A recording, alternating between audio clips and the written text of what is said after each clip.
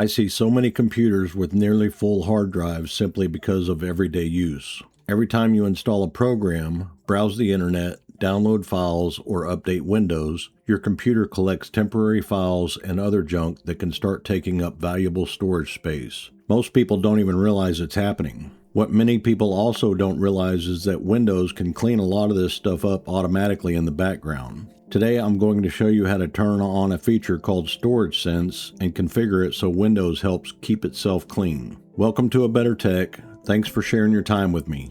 Let's get your computer cleaned up. To get started, click on the Start button and open Settings. From here, click on System and then Storage. You'll probably see a breakdown of how your storage is being used. A little further down, you'll find Storage Sense. If it's currently turned off, go ahead and turn it on. This enables Windows to automatically clean up temporary files and other unnecessary data based on the settings we're about to configure. Now click directly on Storage Sense to open the detailed settings. This first option controls how often Storage Sense runs. You can choose every day, every week, every month, or when Windows decides your storage space is getting low. For most people, I recommend every month. It's frequent enough to keep things cleaned up without constantly running in the background. This next section is where many people accidentally delete files they weren't expecting to lose, so let's talk about it. You'll see an option for files in your recycle bin. Remember, files in the recycle bin have already been deleted from their original location. They're just waiting to be permanently removed. You can choose how long those files stay there before Storage Sense empties the recycle bin automatically. Personally, I think 30 days is a reasonable choice for most people. It gives you plenty of time to recover something you accidentally deleted. Below that, you'll see another option for the Downloads folder. This one is very different. The Downloads folders contains actual files that you may still need. Things like PDFs, software installers, tax documents, manuals, and photos. Unlike the recycle bin, these files haven't been deleted yet. Storage Sense can automatically remove files from downloads if they haven't been opened for a certain amount of time. For most people, I recommend setting this to never. Unless you're consistently moving important downloads into other folders, it's very easy to accidentally lose something you wanted to keep. Leaving this set to never is usually the safest option.